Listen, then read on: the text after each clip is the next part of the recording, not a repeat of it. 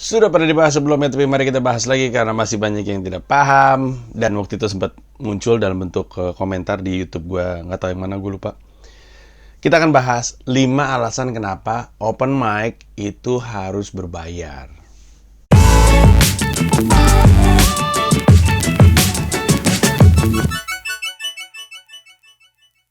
Jadi ada anggapan bahwa open mic itu seharusnya gratis. Karena namanya juga orang lagi latihan, joknya belum pada solid, ngapain bayar gitu. Nah, ini adalah sebuah opini yang dimaklumi karena memang sejak komunitas stand up Indo berdiri tahun 2011, 9 tahun ini masuk ke tahun ke-10, itu yang lazim terjadi memang gratis. Tapi menurut gue setelah 10 tahun berdiri, komunitasnya kita mesti membiasakan diri untuk berbayar. Dan ini gak ada urusannya sama Ramon Papana menggunakan open mic sebagai merek dagang. Udah pernah gue bahas juga, silahkan cek, ada video YouTube gue ngobrol sama lawyer gue, Noval Vilendi, terkait open mic dijadikan merek dagang. Udah dibahas lengkap di situ. Sekarang tuh lebih ke alasan kenapa harus bayar. Gue pengen, mungkin tanggung jawab gue juga sebagai stand up comedian yang mungkin dianggap senior, untuk jelasin juga sama komunitas-komunitas Indonesia yang saat ini mendengarkan. Karena banyak komunitas juga nggak setuju open mic-nya berbayar. Dan untuk penonton-penonton yang karena kelak mereka jadi harus bayar. Ada 5 alasan. Yang pertama adalah untuk melindungi komikanya. Sekarang adalah era di mana terkenal nggak terkenal, kalau lu nggak disukain omongannya, lu bisa viral dan lu bisa halal darahnya. Dan itu terjadi. Ada seorang stand up comedian, masih muda, terkenal juga enggak, bikin materi stand up yang menyinggung, kemudian dia diburu-buru sama masyarakat Islam yang tersinggung sama dia. Nah, open mic itu memang tempat komedian rata-rata ngulik joke-nya mereka. Mencoba untuk menemukan lucunya, karena banyak yang nggak tahu nulis joke itu susah. Kalau gampang, lu pasti bisa, tapi kan lu nggak bisa. Jadi emang harusnya kebayang susahnya. Bagian yang paling susah dari bikin joke ada 2. Satu, memastikan yang ada di kepala kita tuh dipahami sama yang dengar. Itu adalah masalah penyampaian. Jadi kadang-kadang di kepala kita tuh itu tuh lucu, tapi karena kita doang yang paham. Untuk membuat orang paham, maka kan ada alat, bukan alat ya, perantara itu bahasa. Kita menggunakan bahasa untuk menyampaikan. Nah, kendalanya kadang-kadang nggak nyampe aja. Untuk bisa membuat orang ngerti, apalagi ketawa, itu butuh beberapa kali nyoba. Karena ditulis, kita baca kayaknya oke, pas dibawain ternyata enggak gitu kan. Karena kan penentunya kan selalu penonton.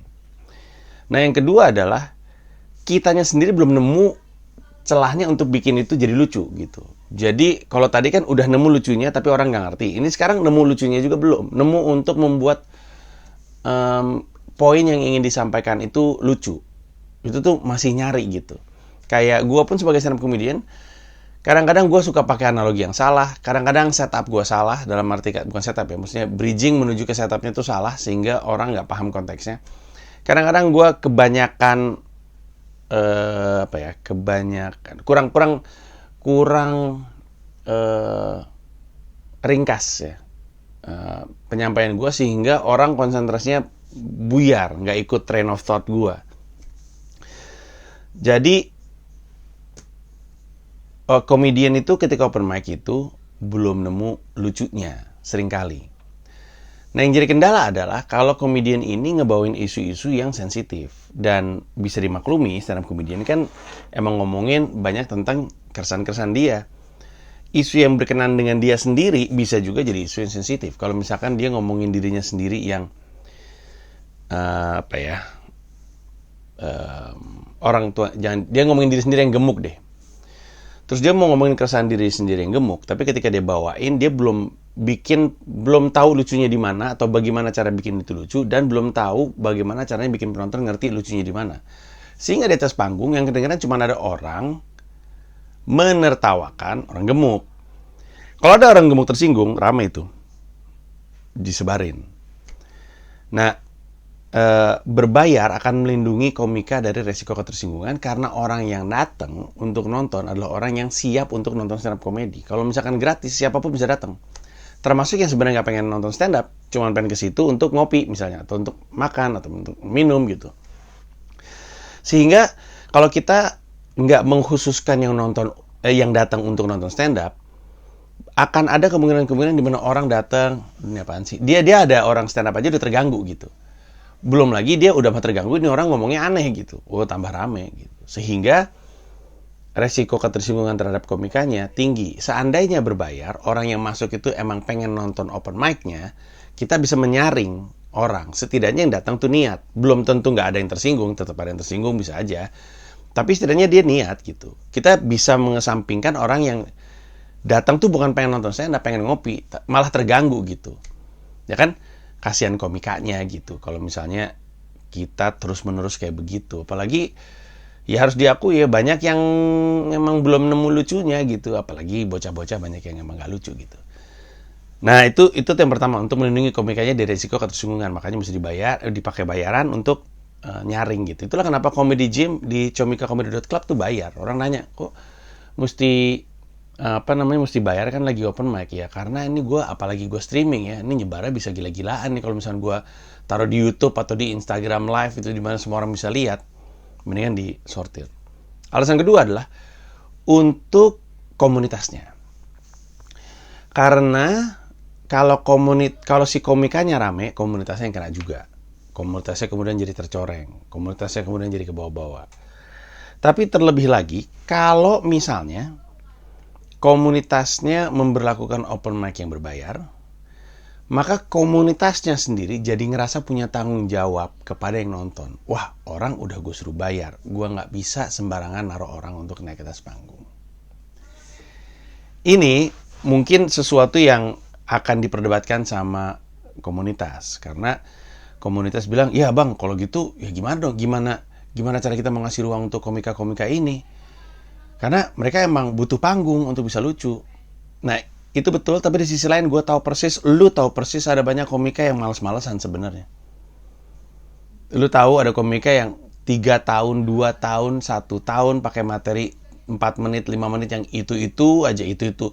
Itu aja nggak lucu sebenarnya. Dan dia nggak ada usaha untuk memperbaiki gitu. Dia cuma punya materi itu, dia pakai terus-menerus, udah mah nggak lucu, nggak ada niat untuk memperbaiki. Kemudian dia naik terus, dia ngerusak open mic-nya. Dan lu tahu, di Indonesia ini kan open mic kan peminatnya turun.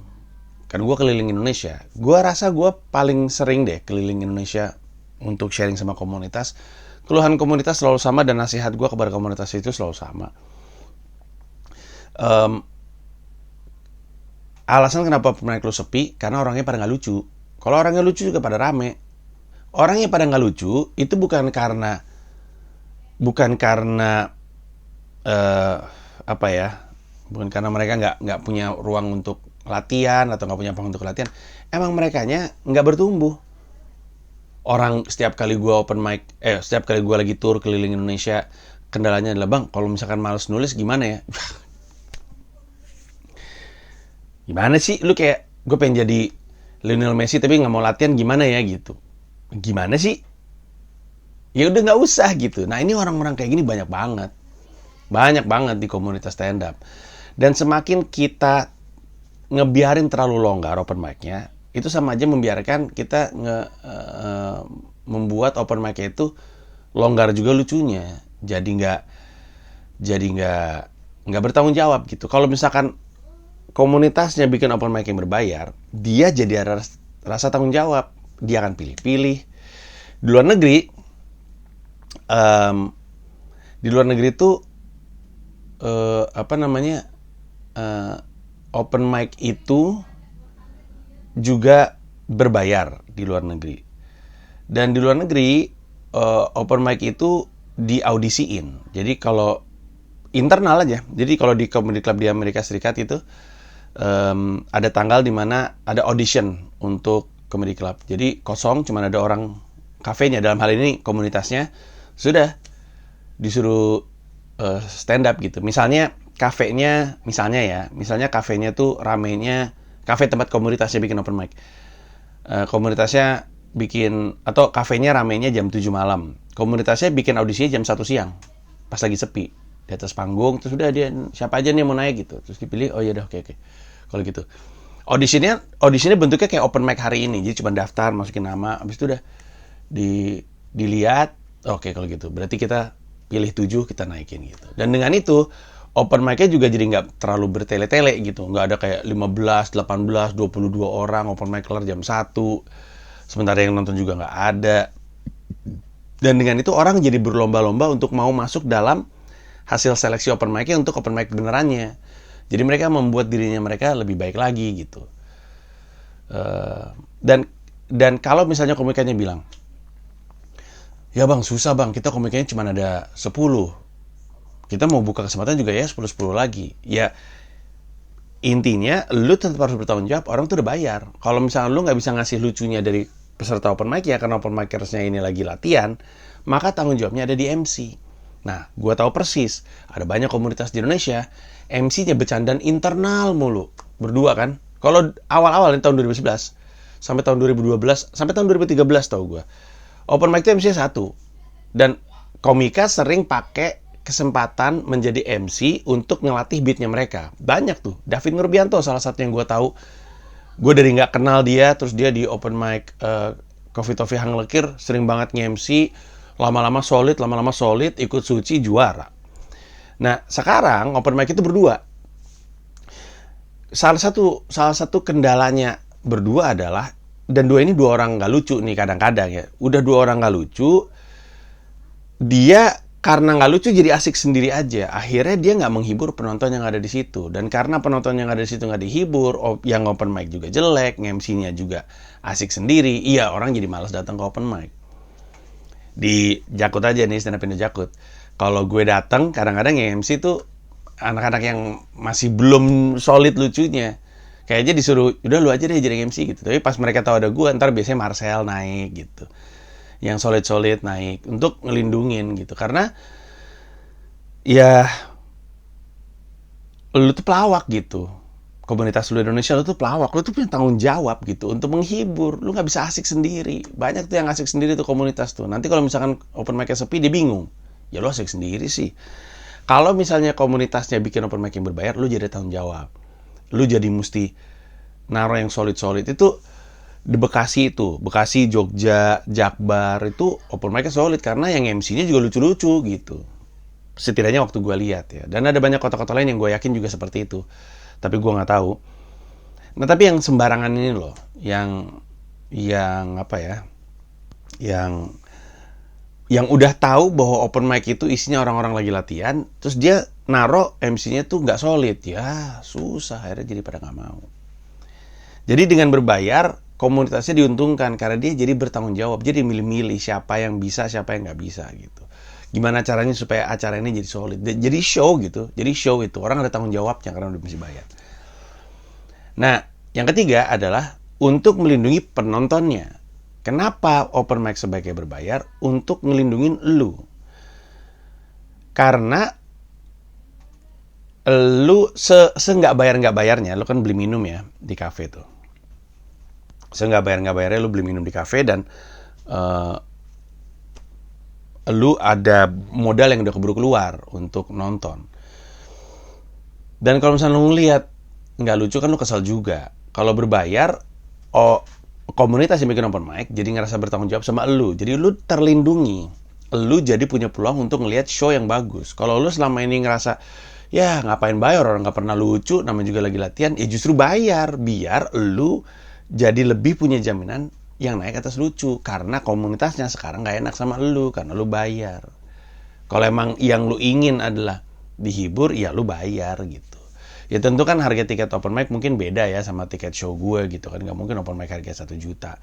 Ya mungkin 50, mungkin 25, mungkin 75, gue gak tahu. Tapi ya untuk ngelindungin lu juga. Karena kalau misalnya terlalu gratis juga, di Indonesia dan di luar negeri ya sama nih ternyata, karena gue ngikutin juga yang di luar negeri kayak apa skenanya. Open mic tuh kalau misalkan bener-bener terlalu random, nggak dilewatin audisi dan segala macamnya, karena suka banyak orang-orang aneh naik atas panggung, gue bikin halus, lagi menghaluskan kata-kata deh. Gue ganti deh. Orang dengan gangguan jiwa.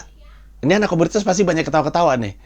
Karena mereka tahu di komunitas mereka ada aja orang gangguan jiwa, orang yang naik atas panggung bukan karena pengen lucu, orang yang naik atas panggung karena pengen dapat perhatian, karena dia selama ini tidak pernah diperhatikan masyarakat, karena mungkin dia bagian yang termarginalkan, entah dia termarginalkan karena kondisi mental dia, atau termarginalkan karena dia nggak punya teman, atau mungkin karena dia aneh, atau dia miskin, atau dia ya apapun itu, tapi dia naik atas panggung bukan pengen ngelawak, dia naik atas panggung bahkan dia nggak tahu stand up comedy itu apa, dia cuma oh kayak gitu yaudah gue naik deh gitu. Dan banyak dikasih ting ting ting ting waktunya habis jalan terus, ting ting ting ting jalan terus, banyak ini lu anak komunitas pasti tahu.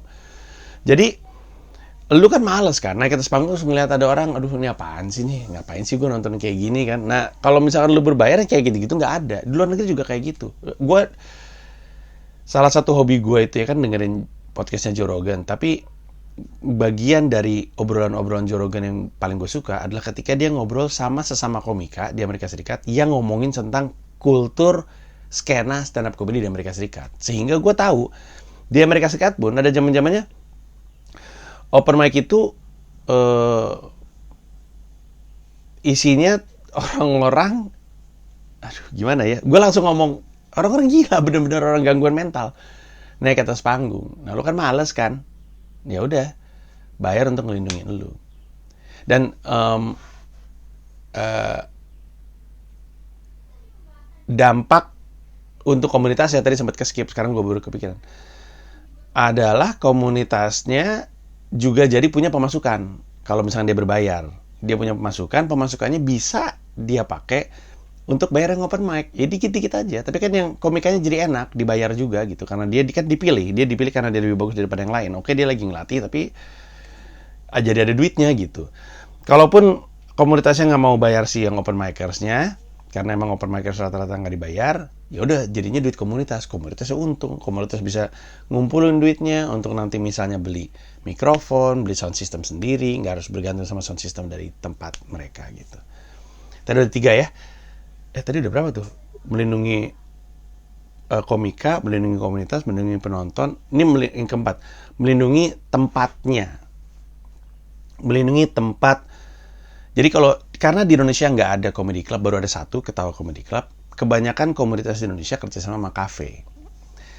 Nah, kalau lu perhatiin, nyaris semua komunitas se-Indonesia, gua bahkan cuma bisa nyebut 2 komunitas yang gak ganti-ganti tempat. Itu adalah Bandung di Bobber, yang setahu gua dari pertama kali stand up comedy meledak di Bandung sampai sekarang masih di situ.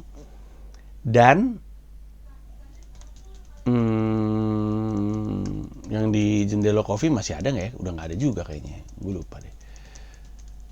Ya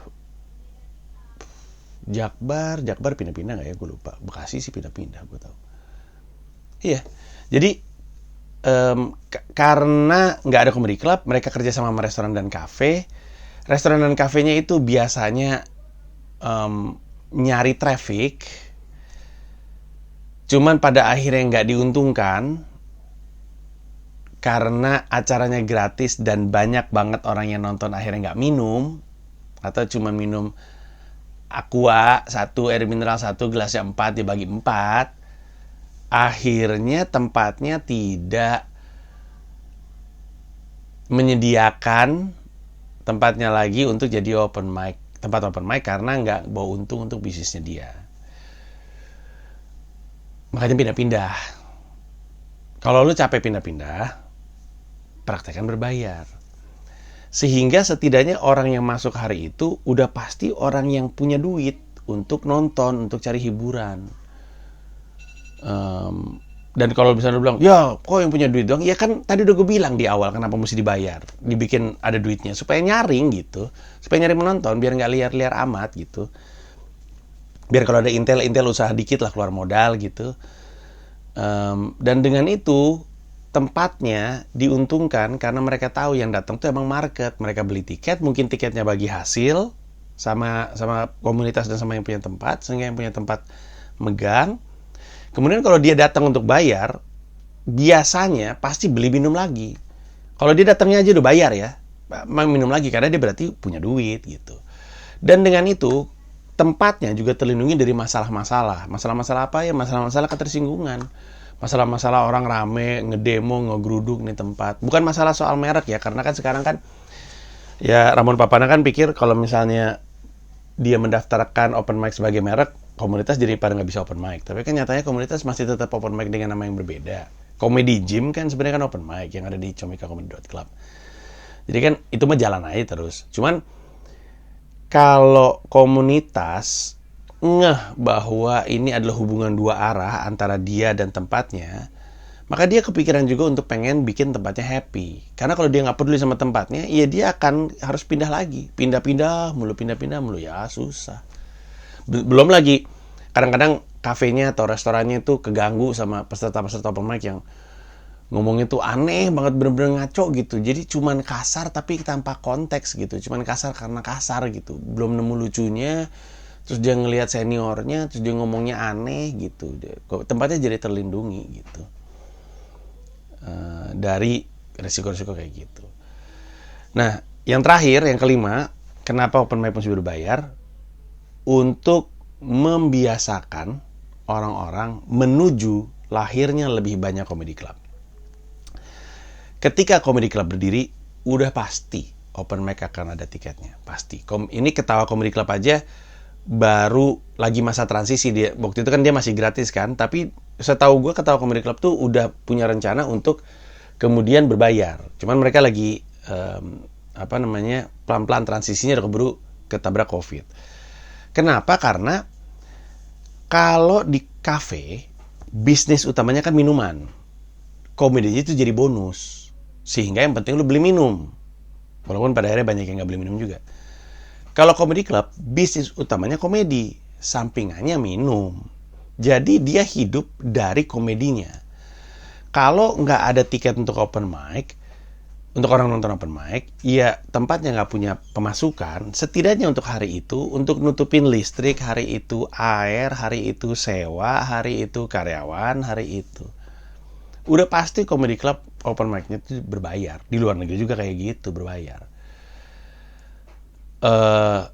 Nah, supaya nggak pada kaget ketika comedy club berdiri. Kan Ketawa kan nggak mungkin cuman satu-satunya comedy club selamanya.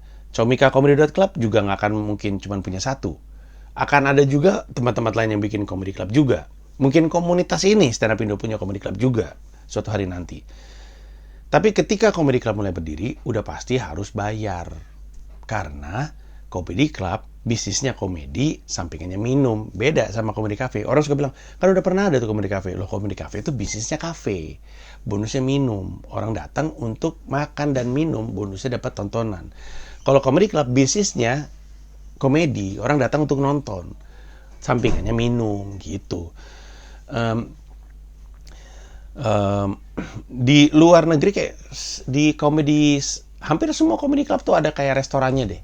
Comedy cellar kan turun ke bawah, atasnya restoran. Comedy store depannya kayak patio gitu. Ya hampir semuanya ada kok. Gue mesti riset lebih banyak lagi. Tapi rata-rata gitu. Jadi bisnisnya adalah komedinya, sampingannya adalah minumnya. Kayak ini aja, kayak clubbing. Kayak club beneran. Comedy club tuh kayak club. Bisnisnya hiburannya, DJ-nya, musiknya, dan segala macamnya. Minum jadi suplementarinya. Nah, kalau misalnya kita mulai membiasakan comedy club berbayar, dan bukan cuma di Jakarta, di kota-kota lain juga, jadi lebih enak kapan-kapan comedy club didirikan. Karena gue emang bercita-cita pengen punya comedy club kan, Comika Comedy Club. Saat ini kan adanya kan virtualnya comikacomedy.club. Di mana show-show komedi ada di situ. Tapi gue juga nggak akan pengen bikin cuma satu, gue pengen bikin beberapa, setidaknya di beberapa kota di Indonesia. Nah tapi kota itu harus siap dulu untuk kultur comedy club di mana open mic berbayar. Kalau nggak, gue perhitungan bisnisnya nggak masuk gitu.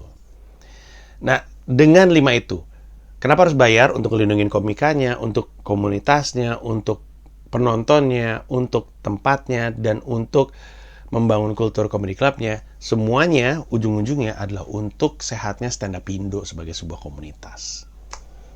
Karena Komika yang dilindungi dari resiko tersinggungan punya ruang untuk berkreasi, punya ruang untuk belajar. Komunitas yang makin sehat akan makin terus jadi rumah untuk komika-komika di kota-kota seluruh Indonesia untuk jadi tumbuh kembangnya. Penontonnya happy, dan kalau penontonnya happy dia akan datang lagi untuk nonton show, dan untuk itu komunitasnya jadi tumbuh dan komikanya tumbuh juga. Kemudian tempatnya juga seneng, sehingga komunitasnya juga jadi nggak pindah-pindah, nggak bingung nyari tempat. Kemudian masyarakatnya, baik pelakunya, komunitasnya, komikanya maupun penontonnya, itu udah mulai ngebangun habit untuk Indonesia punya comedy club. Karena negara gedenya bukan main nih. Comedy club cuma satu, kecil, cuma muat 100 orang. Itu juga pepet-pepetan, 80 lah, lega lah. 80-95 orang. Negara segede gini comedy clubnya satu. Malaysia punya beberapa, Singapura punya. Masa kita cuma ada satu kan? Nah, kalau misalnya kita mau siap, ya kita mesti pelan-pelan membiasakan diri orang untuk bayar. Ya bayangin aja dulu kan orang kan nonton Misbar tuh, layar tancep. Ketika mulai jadi bioskop kan ada transisi kebiasaan tuh gitu. Dari sisi ada yang tadinya nggak bayar jadi bayar, ada yang jadi bayar murah ke bayar mahal. Tapi emang itu transisinya kan. Ya menurut gue ini adalah proses yang mesti dilakukan. Dan ini adalah penjelasan dari gue kenapa open mic harusnya berbayar. Begitu aja dari gue, terima kasih banyak, dan goks. Selamat datang di Komika Afterlife. Komedi Rantau. Di sebuah acara aneh. Ya dong, aku masuk surga karena aku cinta sama... Lantas apa rahasia Kopral Subagio bisa seperti itu? Baru suka tuh dipakai coli kan? Anda ngomong gitu. Saya juga ular, belajar dari ular, kobra. Karena kalau misalnya mati, mobilnya mau dijual katanya. Dulunya tuh berarti ya banyak airnya. Air apa? Kelapa. Bener. Biasanya kalau tukang kelapa Ditepok.